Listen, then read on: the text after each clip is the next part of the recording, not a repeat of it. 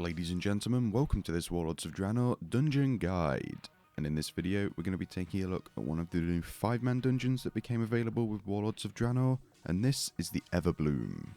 This dungeon can be located on the outer edges of Gorgrond, which is also located on the Draenor continent. Now, if you would like to view a written version of this guide, you can head on over to flaskup.com and just hover over the little dungeons tab at the top of the page, or click on the link that's in the video description below. Alternatively, if during this video you would like to skip to a boss at any point, then please use the on-screen annotations now in order to skip forward. The first boss in this dungeon goes by the name of Witherbark, and he is effectively a big tree that's going to need to be watered every now and then in order to come back to life throughout the fight. I'll explain a little bit more in a bit more detail in a bit about what I mean by that, because it might sound a little bit odd. Now, his first ability is called Brittle Bark, and this will cause Witherbark's bark to dry and become brittle, as in the name, and this will stun him and increase his damage taken by 100%. Now, this effect will be removed when Witherbark reaches 100 aqueous energy, and you will notice that he has got a little energy bar underneath his name, which you will need to keep your eye on. Well, how does Witherbark gain aqueous energy, you ask? Well, thankfully there's this lovely little lake around the outside of the area where you fight him, and when he gains the Brittle Bark ability, the river or lake or whatever you want it to be will start spawning these aqueous globules, which will slowly begin to move towards Witherbark. Now, these are hostile and you can attack them, but they will just move in a straight line towards him, so you do need to make sure that you are killing them as fast as possible, because when they reach him, they will restore 25 energy, so once 4 of them reach him, he will then join the fight again. It's kind of a balance between finding how many globules you do want to kill, and also how much damage you want to deal to Witherbark while he has the 100% increased damage taken. It's also worth noting that once you kill off one of the globules, they will explode and inflict a moderate amount of frost damage to anyone that is near them. Now, speaking of the water or the lake around the outside of the encounter zone, this water also has its own ability, and this is called Agitated Water. And this will cause the waters, which are apparently enchanted, to bubble and churn, launching bolts of water at players' locations. Now, upon impact, the bolt will inflict a small amount of frost damage to anyone within 3 yards. So simple move away from this ability mechanics apply here. Witherbark's next ability is a frontal cone attack called Parched Gasp, and this will cause him to inflict a high amount of nature damage to anyone that's in front of him as he's casting this ability.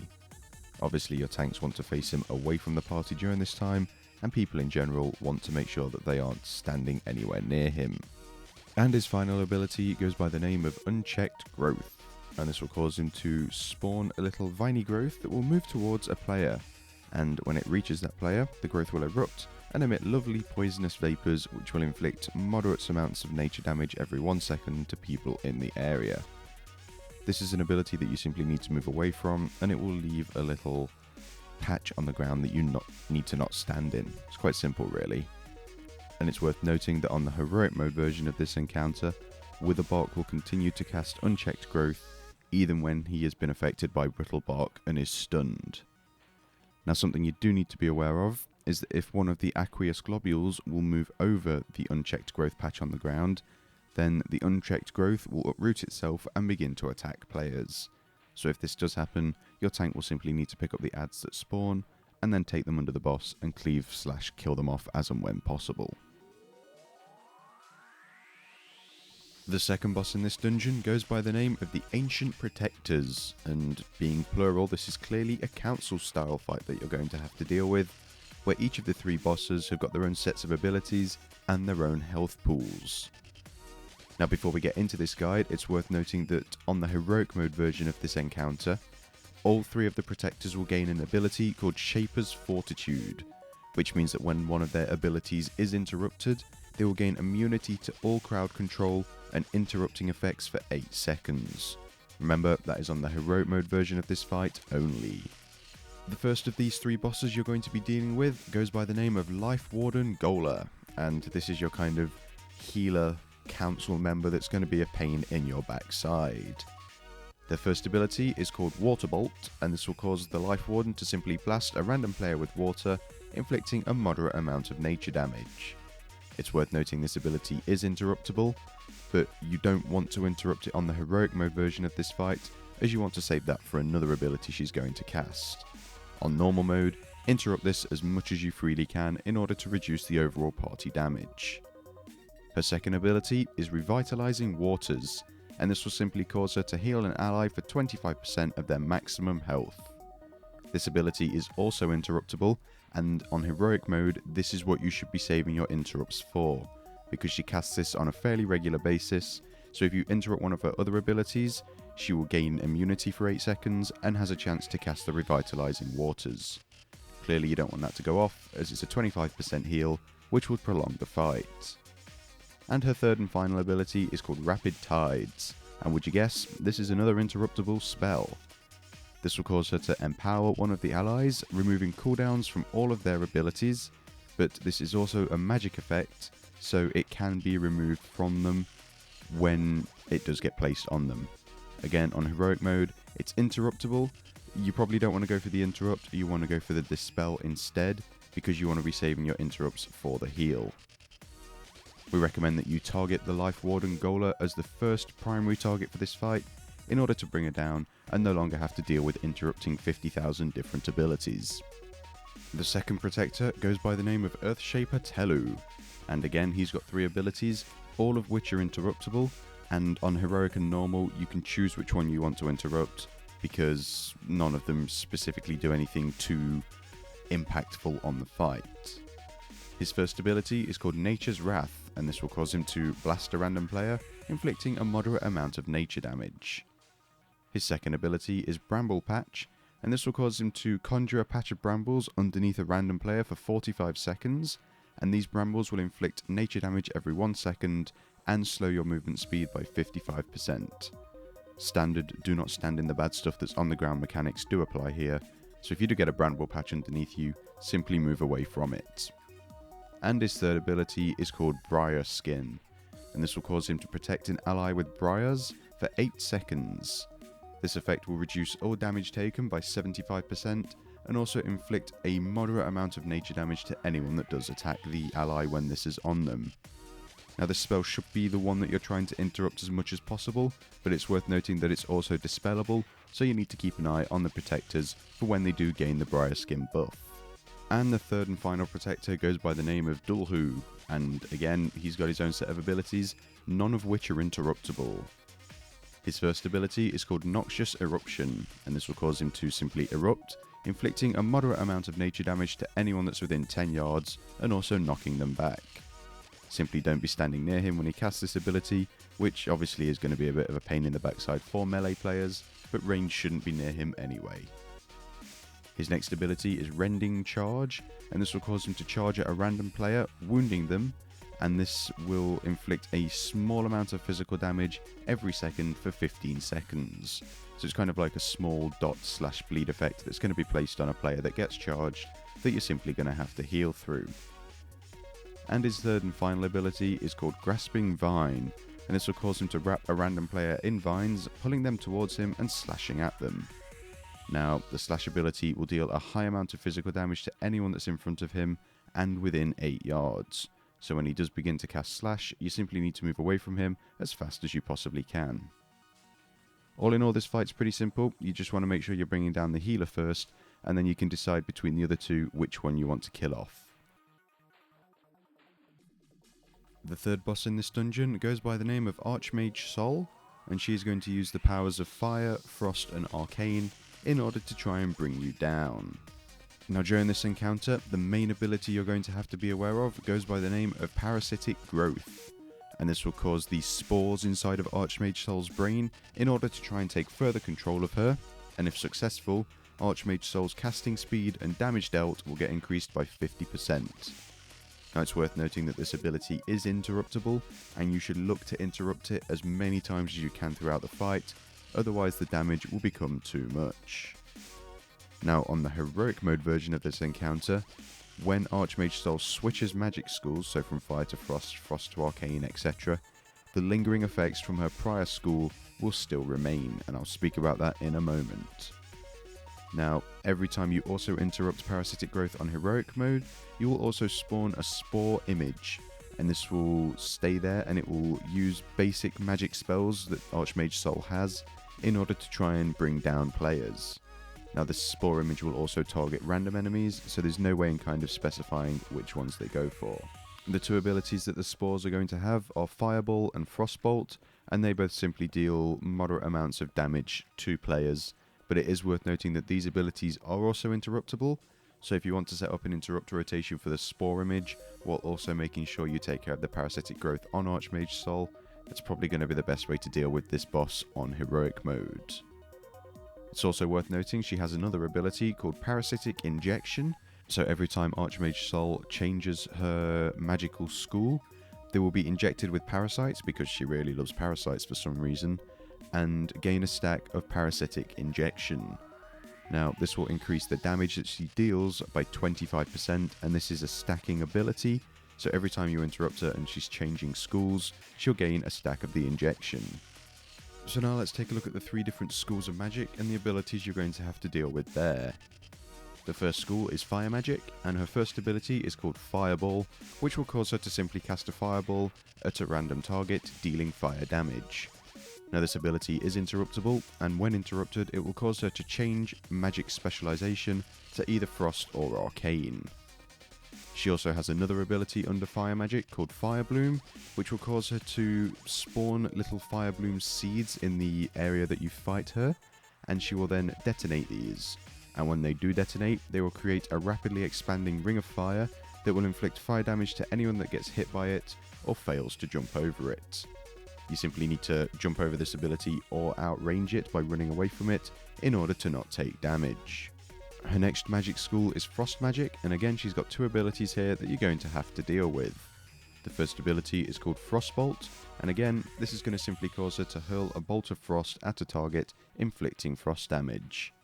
This ability is interruptible, and if you do interrupt it, she will then switch magic specialization to either Arcane or Fire. She also has another ability under Frost Magic called Frozen Rain, which will cause her to create a cloud of frozen rain that will pelt victims that are below it, inflicting a moderate amount of frost damage. You simply need to move away from the impact zone, or being underneath this cloud when it does spawn, in order to not take damage. And her third and final specialization is Arcane Magic, and under here she's only got one ability called Arcane Burst, which will cause her to send a blast of arcane energy at a target, inflicting arcane damage.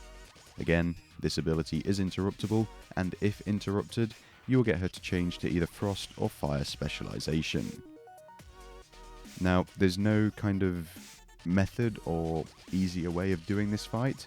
You just kind of have to choose which specialization you want to fight her in, and switch the specializations by interrupting her. Obviously, the less you interrupt her, the better, due to the parasitic injection buff she will gain, so it's kind of an entire call on yourselves what you want her to be casting at you, and also how much damage you want this to be increased by. The fourth boss in this dungeon goes by the name of Xeri'tac, and he's a 2-stage encounter where you're going to basically be fighting a spider. It's worth noting that this is an optional boss and you don't need to go and kill him in order to progress onto the final boss, but it is nice to go and kill it if you do want that chance at additional loot off another boss. Now, during the first phase of this encounter, Xeri'tac will be above the room in her little spider webs, and you're not going to be able to attack her. But she will periodically cast an ability called Descend, which will cause her to descend down from her web, and also have a chance at inflicting damage to any players or Pale Orc mobs that might happen to be underneath her when she does land. It's quite obvious where she's going to land and deal the damage, and it's fairly simple to move away from due to the cast time. Now, you're not just going to have to sit there and do nothing during the first phase of this fight, as there will be mobs spawning that you're going to have to deal with. And the first mob is a toxic spiderling that has one ability called Toxic Blood, and this means that their blood will burn the brightest during the heat of combat, and this will increase their damage by 10% every 10 seconds. Now, if the caster ever happens to reach 10 stacks of the Toxic Blood buff, then they will explode, leaving behind an area of toxic gas. Now, it should never take you 100 seconds to kill off a spiderling, as you want to be focusing these as soon as they do spawn. If they do happen to explode, then toxic gas is simply a little area on the ground that you need to not stand in, as it will deal damage to you. The next mob that's going to spawn is a venom-crazed pale one, and this has got two abilities you're going to have to deal with. The first one is a frontal cone that goes by the name of Swipe, and this will cause them to simply swipe in front of them with both of their hands, inflicting physical damage to anyone that's in front of the caster. Simply don't stand in front of the pale one, or have your tank him away from the rest of the group. And their second ability goes by the name of Inhale, and this will simply cause them to inhale the toxic fumes that are left over by the toxic spiderling when you defeat it. Now, this will then grant the venom-crazed pale one the toxic blood buff, which we spoke about earlier, and again, you just need to kill them off within 100 seconds so that they don't gain the toxic gas explosion buff and patch of ground on the floor. The next mob is a Gorged Burster, and this will fixate on a random player when it does spawn, and it only has one ability you'll have to deal with. And this ability is called Burst, and this will cause the Gorged Burster to burst, so to speak, dealing a very high amount of nature damage to all nearby enemies. Simply don't be standing near them when they are going to burst, and kill them off as soon as you possibly can. And the final ad is a Venom Sprayer, and again they have one ability, and this is called Venom Spray. And this will cause them to hurl bolts of their toxic blood at the targets, inflicting moderate amount of nature damage. You simply need to kill off the sprayers as well, but your tank can pick these up as they do not fixate on random people. Now, in order to enter phase 2, you need to kill off a total of 8 toxic spiderlings, and once you've done that, Xeri'tac will then descend into the fight and begin attacking players. Now, she's got 4 abilities you're going to have to deal with, and the first one is called Toxic Bolt, and this will cause her to hurl a bolt of toxic blood at the target, inflicting a moderate amount of nature damage. This ability is interruptible and should be interrupted as and when possible. Her next ability is Venomous Sting, and this will cause her to sting a nearby player at random, and once stung, the player will then suffer nature damage every 3 seconds for 15 seconds. Again, this is something you're just going to simply have to heal with, and it is a poison effect on the player. Her next ability is called Gaseous Volley, and this will cause her to release her toxic blood in the form of 2 missiles at ranged targets. Now, when the missiles land, they're going to form areas of toxic gas, and you simply need to move away from these areas in order to not take silly amounts of damage. And her final ability goes by the name of Consume, and throughout this phase as well, the Pale Orcs are still going to be spawning, and Xeri'tac will cast the Consume ability on a Pale Orc. Now, if this is successful, Xeri'tac will be healed for 25% of her maximum health. So once the Pale Orcs have spawned, you need to switch to them as fast as you can, DPS them down so that she can't consume them, and then switch back to Xeri'tac. And the final boss in this dungeon goes by the name of Yalnu, and this guy is a massive Genosaur that you're going to end up fighting just on the outskirts of Stormwind. Throughout this fight, you're going to have members of the Kirin Tor, so Lady Baihu and her Kirin Tor battle mages, aiding you in combat in order to stop the invasion of Yalnu. Now, I'm not going to go through all of their abilities, but I am just going to say that they have AoE abilities and single target abilities, and your healer can also heal the Kirin Tor battle mages in order to keep them alive throughout the encounter. This is important because you can get quite a large amount of ads spawning that we're going to speak about in a moment, and these do help you kill them off. Yalnu's first ability you're going to have to deal with goes by the name of Entanglement, and this will cause him to hurl his Arbor Blade at a random Kirin Tor battle mage, creating life that will entrap them, so a bit like one of those Venus flytrap things. Now, this entanglement will stun the battle mage and inflict nature damage every second until the entanglement is destroyed. So when this gets placed on one of the battle mages, you simply need to change target to it and DPS it down as fast as possible, and then heal up the battle mage if they've taken much damage. It's worth noting that on heroic and challenge mode difficulty, the entanglement can also target players as well as the NPCs.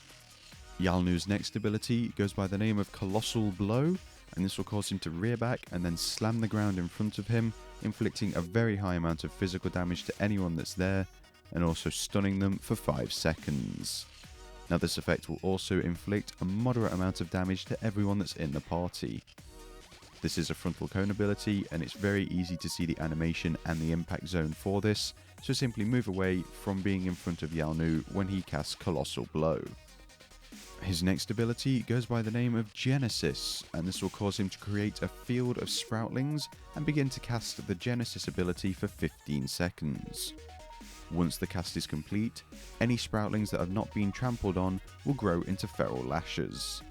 So when he begins casting Genesis, you'll notice that there's these little plants that are kind of flat on the ground spawning, and all you need to do is run over them as fast as you can within the 15-second time frame, trample them into the ground, and it will kill them off nice and easy. If you don't trample over certain flowers while they're there and he's casting Genesis, and the Genesis cast does go off, the flowers will then turn into feral lashes, and then your tank will have to pick these up, and they will begin to spit venom at random players, inflicting a small amount of nature damage. It's fairly simple to run over all of them, as you do have, 5 people in your group. Your tank can help out, so you need to make sure you're kind of spread in the area that you are fighting Yalnu in order to get from where you are to where you need to be in a short space of time and go trampling on some flowers. And his final ability goes by the name of Font of Life, and this will cause Yalnu to radiate life, periodically spawning sets of adds that are going to try and rip your party apart. The first add that can spawn is a Swift Sproutling, and this has an ability called Tendon Rip, which will cause them to stab at an enemy, slowing their movement speed by 5% for 6 seconds. In addition, it'll also deal a small amount of physical damage every second, and this dot can stack. Your tank will simply need to pick up the Sproutlings as soon as they spawn. The next add that can spawn is a Vicious Mandragora, and this has one ability again called Noxious Breath, and this will cause them to exhale a cone of noxious gas, inflicting a moderate amount of nature damage every 1 second to all enemies in front of it. Simply don't be in front of the add when it casts this ability, and you won't take any damage from it. And the final add that can spawn is a Gnarled Ancient, and they've got one ability called Lumbering Swipe, and this will cause them to crush all players in front of them, inflicting a high amount of physical damage. Again, simply don't be in front of them when they're casting this ability, and you won't take silly amounts of damage. Now when these adds do spawn, your tank needs to pick them up as fast as they can, and then the Kirintor Battle Mages will begin using their lovely AoE abilities in order to help you DPS them down. Because they do spawn quite often and they do hit quite hard, you do want to change your DPS focus to them when they are alive, and then switch back to Yalnu once all of the adds have been killed. So that's going to do it for this Warlords of Draenor dungeon guide. Hopefully I've helped you gain some shiny loot and 10 achievement points at the same time, and you can progress further in Warlords of Draenor. If you would like to view a written version of this video guide, then you can head on over to flaskup.com and click on the Dungeons tab at the top of the page, or click on the link that's in the video description below. Alternatively, if you'd like to stay up to date with when we do release new dungeon guides, and also raiding guides once the raids do become available, then please do feel free to subscribe to the channel. Thank you for watching, and we'll see you next time.